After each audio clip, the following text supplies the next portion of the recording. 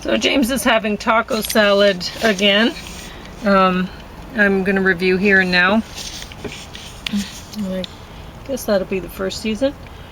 Richard Jewell, Creation of the Gods, and Still Here. And yeah, I always reuse these containers. They're really handy that's a great size for going for a picnic for the both of us, right? So, well, that's part of recycling, isn't it? Reuse? Yeah, reuse. That's the most important part of recycling. Yeah, if you can. So, you can just scoop out what you want. I was delighted. We went to Waterton yesterday, and we hiked to Upper Row, and then hiked around the lake a bit, and then went down to the lower Upper Row part, and then hiked around there a little bit, and then went back down to Lower Row and hiked around there a little bit. There's not much hiking to do there. Well, actually, I don't know, but we never have gone. No, one time we went there. Well, I didn't. I tried, but there's really no way to get past there. So that one you can't tell on the map. You can't go around. Oh, really? At least part of it. Huh. Interesting. But yeah, this it was lucky. I was not feeling good by the end of the walk. A headache was setting in. And yeah, I was wondering why I was catching up with you. I was not going doing well. Downhill because ordinarily you outstrip me. So, but yeah, by the time we're driving home, and I managed to rest a little bit, and I think I actually fell asleep at one point, which I don't like to do in the car, because I like to help James drive. I think that's really the front passenger's role, is to help the driver, and other people would disagree with that. I think it's important when conversation is going, because it's easy for the driver to get distracted by the conversation. Not just me. But no, it's good to have a second pair of eyes on things. So, especially on that route, watching for antelope and crazy drivers, deer, and crazy drivers. And it isn't just today, crazy drivers in Lethbridge. There were some crazy drivers coming out of Lethbridge yesterday. Shame on yeah, the but it was amazing. You know, we had the forecast. We'd looked the day before at the Environment Canada forecast. I mean, they're the ones who collect the data, so their forecast should be most accurate, right? But ever since the pandemic, I think the people who knew what they were doing retired, and I don't know if they hired people with shares in the Weather Network stocks or something like that, or company, but it's not, they're not working for Environment Canada or the taxpayer, really. Their forecasts have been just gosh awful. Bad and getting worse. Yesterday it was irresponsible. Like, there were people doing ridge hiking. Exactly. When you're a hiker and you're counting on it for stuff like that. So, I mean, we were talking with the other hikers about it. The weather was a big topic of conversation. Like, we checked the day before, and in the afternoon, and the forecast for Waterton was supposed to be 30 kilometers winds gusting to 50, which was fine for us. We were planning to do Upper Row and whatever. But it sure wasn't 30 gusting to 50. It was more like been 70 gusting to 90. Yeah, it was the windiest we've ever been in Waterton. Where we've actually walked, because we avoid winds. Yeah. We're up at heights and stuff like that. For us, it was actually a blessing, the wind, because otherwise the flies and mosquitoes would have been terrible. But they were terrible already. They would have been unendurable. Yes. Was the way I'll put it. Yes. So, and because Row Lakes Trail right now, the Perry's Campion, or it's a kind of catch fly plant, it's in bloom right now. And if you see those plants in bloom, well, you know they're catching flies. There's flies around. And those flies in the mountain, on those mountain trails, they bite and it hurts. And I don't know what they're called, those flies, but I call them annoying. Pestiferous, how about that? Anyway. Yeah, because the only flies that I knew of that bit were horse flies, and they They're take really a bad. chunk out of you. They're terrible, but the ones in Waterton, they're not like that. But it does hurt. Endurable. No. So you don't want them staying on you for too long. Yep. You're constantly swatting. Yeah, one fly made the mistake of biting the palm of my hand. I go, thank you, buddy. Yeah. Got rid of him quickly. But anyway, dressing. Yeah. So. You don't want the dressing today? Okay. Maybe not. Thanks for bringing it up. Whatever. Well, actually. So, anyway, yeah, there were people up there who were going to be hiking, the same trail. It's Row Tamarack at the beginning, right? And then you can switch. You can go Upper Row or you can go Tamarack Trail. Continue the Tamarack Trail, which is a 2-day trail for yeah. pretty well. So there's people that were going the Tamarack way, and they're going to be having to hike on a ridge, on Lynham Ridge. I don't know how they could have stayed up there. We met some people who were coming down. They managed to do it. And they managed to do it. So they were they've young. Gotten down, and they were telling James, every time I lifted up a foot, then the wind would blow me off my other foot or whatever. Well, it's threatening to. It's crazy. I thought they would have just been shaking. I would have been trying to do that part on my belly, I think. Anyway. At least on all But what fours. do you do, right? When you get a forecast for a couple days and you're looking at it, okay, I think I can do this 2-day hike. Well, those guys had no choice. No, They'd, they were already camped on it. halfway. The people who we saw going up, they were nuts. Because when you know that the wind is already blowing in the morning, it's just getting stronger. It's going to get worse. So, and they should have been making the decision. We caught up with them. They blew past both of us early in the morning. They must have had a long brekkie. We caught them up in the meadow there, probably Row Meadow or something like that. And they were just breaking camp, and not really camp, but kind of, sort of. And they should have known. They should have known. That's when it starts getting interesting. So no, they were going to go ahead. Water still has ice in it because we had that in the cooler. And so at the end of our hike, I was not feeling well enough to have a picnic. I'd packed this picnic, and there were some other things in there too, but I put them back in the fridge.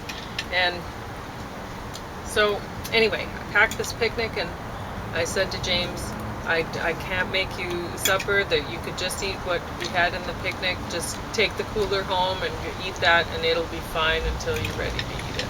And then I looked in the back seat, and I noticed the cooler was still covered up. This afternoon.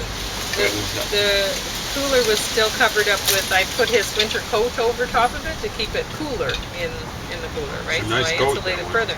And I noticed it was still covered like I'd covered it, and I thought, I wonder, and I cracked the lid. I'm like, oh, James. But then I noticed, it still feels cold in there. So it kept all this time. I'm amazed. I was beaten up from the So walk. he gets to eat the lunch now, and then I'll put the rest in the fridge, what he doesn't want. So that made it easy for me today, because I'm still feeling weak from the migraine. So, but it's not very much in my eye right now. So here and right now. eye, right? The right eye every time, correct? Yeah, always the same. So, but yeah, anyway, here and now. This is from Alan Ball, the creator of 6 Feet Under and True Blood. And I looked at this and I'm like, the same guy who did 6 Feet Under did True Blood. And I wouldn't have guessed that. But I would have guessed that the same guy who did this did 6 Feet Under, because this actually did remind me a lot of 6 Feet Under. But I'm liking this one more. Well, you watched both True Blood and 6 Feet Under. I did. I but liked you both preferred series. True Blood, as I recall. Well, I don't know. Really? I like both. Oh. I like both. They're just, the problem with 6 Feet Under was They got a couple actors in there that I did not like, and that's really the only problem. And what do? You have main characters. They were They're main already, roles, yeah. So that's the problem. Aside from that, I like the show. So, um, True Blood, you had great characters all the way around, and it's a very different. I've never seen a vampire show like that. It was very creatively put together. So, yeah, I really like that one. And this one, Here and Now, this is good too. There's I it has sort of a bit of a sci-fi sort of spiritual sort of thing going on here, because there's a connection between two of the characters that they haven't met before, but they're having dreams of each other's mothers. And they both have some sort of like mental challenges. I don't know. I don't know if they would even call it mental illness in this, but I think their family members certainly feel that way. But anyway, it's an interesting story. So you're left at the end of this wondering, okay, well, what? Certainly this can't be the end of this story, because it's just starting to unravel. The one young man's dreams coming to fruition, sort of thing. So anyway, I look forward to seeing the next season of that. So I should look at what's wrong. Well, I just wanted to see who some of the characters. Oh, well, it says 2018, so there must be more of these. I've never heard of it before now. I get my movies from the library, and I'm happy when I see something I haven't seen that's from 1950 or whatever. It's all the same to me. I'd like to see more old stuff. There's been so much of this sort of thing produced, so. Timothy Hutton, is that his name? Yeah. Or is that his name? Tim, no, that's the right. Tim Robbins, is that him? Maybe. I was mixing up there. Tim Holly sounds Hunter's right. in it. Yeah, that's her. There we go. She's tiny. I hadn't realized how small she was. I kind of had that impression. Maybe not that. Anyway, there's a lot of, well, in particular gay sex being shown, and I don't really know why.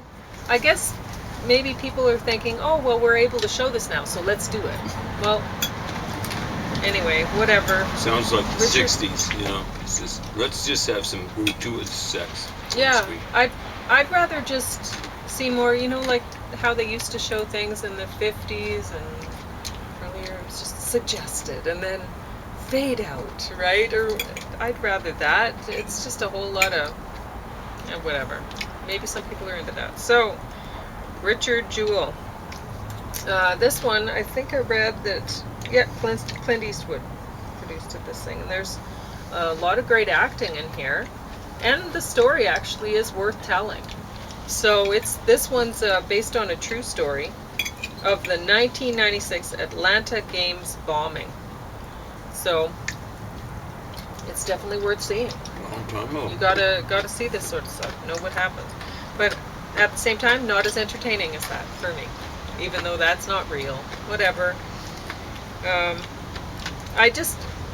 One thing, okay, well, I'll talk about that a little later. A Creation of the Gods, Kingdom of Storms. This, you're going to have to read subtitles to watch this, which makes it, like, that means I can't do anything else while I watch it. I have to just watch subtitles. And this just isn't for me. I've realized that they spent a lot of money on special effects and all the costumes and all sorts of things to put this thing out. And I'm sure that they've made their money back off of it because people love watching this sort of thing. Just not me. I don't care about all this sort of fighting stuff unless it's fighting with funny. You know, like Jackie Chan. I love watching Jackie Chan movies because he's funny. But the whole serious fighting stuff, no, I'm not into that. Unless it's Liam Neeson. Or actually, I like those Keanu Reeves movies now too. I like the first one the best. Yeah, the first one was. Anyway. What's the name of the character? I forgot. Can't remember. Doesn't matter. You know. Still here. This one got bottom of the stack. Now, I don't know what exactly made it get bottom of the stack for me. It just seemed like the writing and, well, not only the writing, but the acting, the reading of the lines didn't seem right. So there was, in this, there's a lot of bad police officers that are white. A lot of bad white police officers. And even the black police officer, well, he's not your brother, you know, or whatever. And so you can't trust him either. And yeah, so one white police officer, like okay, what does it say? It's a 12-year-old African-American girl goes missing in New York City, and police aren't doing nothing about it. And there's a reporter who's trying to get information. He's getting punched by black guys in the hood, and he's okay with it though, because he knows how it works. And I don't, it's just stupid. And the one police officer who's a white guy, he says something like, he's complaining about having to try to find some missing little black bee who's gotten lost on her way home from school. Well, nobody would call a 12-year-old a bee. They would not. Well, little black bee. It seems pretty yeah, it's very unrealistic. No, none would do that. And anyway, it's I think it's a kind of film that really, if you watch it, it kind of goes against what it's trying to say or whatever. Because even though you have these police officers that don't seem like good guys, that they want to help the people in the black community when they have troubles or whatever, you have this black community that is pushing against them, that doesn't want to help themselves by having the police help them, or having the reporters help them, or whatever. It's a huge problem. Yeah. So honestly, and when you listen to the lines, like say when the police went in to interview the family, and the son's getting all aggro and they're holding them back and stuff, and the lines are said in a way that it sounds really calm, but the things that they're saying, the lines that are actually being read, the words, wouldn't be said that way. They'd be said really, really aggro, right? So then you're thinking, okay, why is this being acted out this way? And that just makes you not sympathetic, and you should be. The little 12-year-old girl went missing. So honestly, I don't know about like it says it's screenplay by Vlad Fier and story by Vlad Fier, directed by Vlad Fier, produced in part by Vlad Fier. So he has a lot to do with this. And so honestly, I think it's his fault. All of this production, it's his fault. It's not done well. And you get some of that in this. here and now about the issue with African American people being treated differently by the police than fairer skinned people. And honestly, I don't know how believable that is either. About like it was a couple sisters went in. The one sister, like this is a multicultural family, and so there's one son is from Vietnam, and this one daughter is from Liberia, I think, and one is from Colombia, I believe, and so they're from different places. And so the one daughter, she's part Jewish, like a quarter Jewish, and she's younger, and she ends up getting her sister, who's older, from Liberia, into trouble. They end up getting pulled away by the police and hauled in and all that sort of stuff. And so the one that's from that was born in Liberia but raised in the United States. I mean, she came over as a baby, and raised by a very white-looking couple. So she was treated very differently than her sister was treated. And I don't know if that would happen if people went in together and they're sisters. I don't know. Parents treat kids. I guess parents do. So maybe the police would. But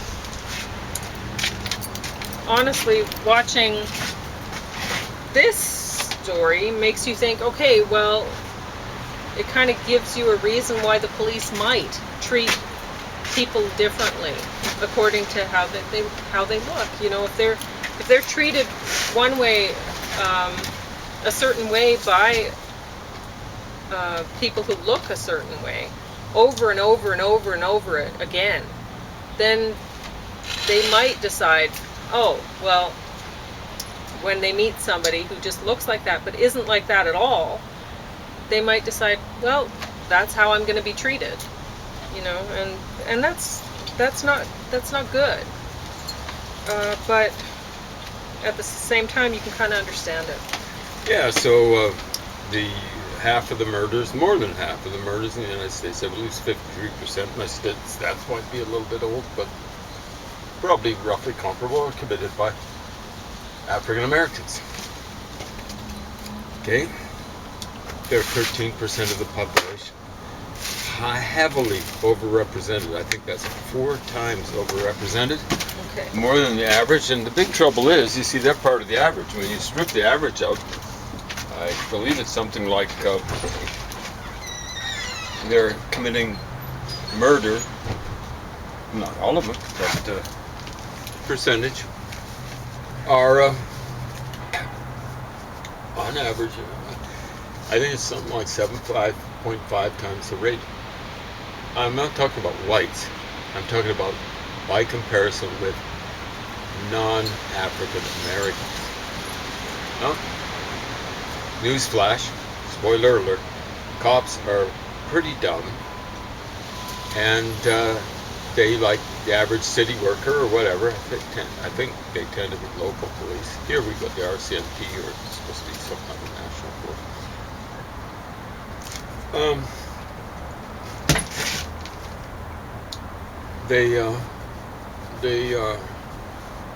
They're lazy, so, you know, they're going to cut corners. Who's guilty? They're going to focus in on groups that are more likely to commit crimes. How much time? 5? Yeah. You're good at estimating this. Sometimes. Anyway, well, thank you. Sure. You know, it's a similar sort of thing.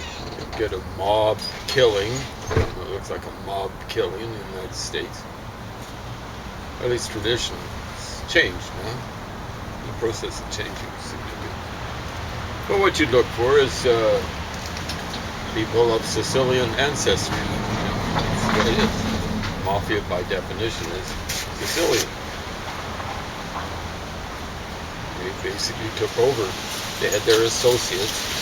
They took over organized crime in the United States in about 1880 to pass the assassination of Robert Kennedy into the Reagan administration. Reagan had his problems, personally, if not his administration, with mafia and associates. He tended to hang more with associates. Paul Laxalt, name doesn't sound Italian, Sicilian specifically. And Ray Donovan, that doesn't sound particularly Sicilian. Jackie Presser, neither name sounds particularly Sicilian.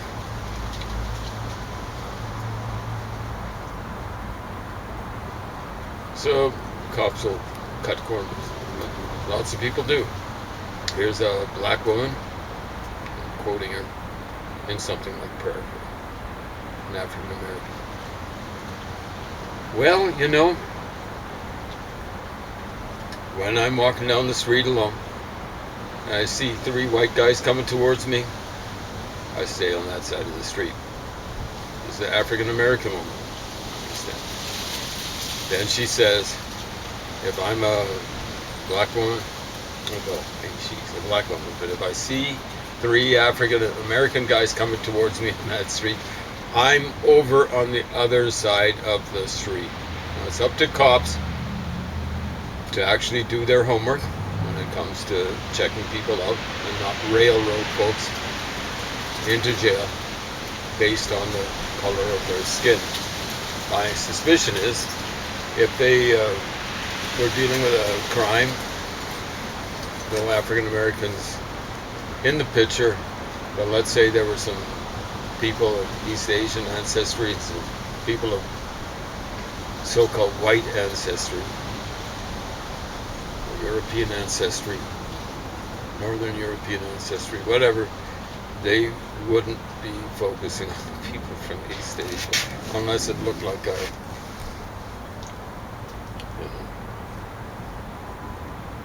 organized crime sort of thing. There's East Asian gangs moving into North America. Been doing it for quite a while, decades now.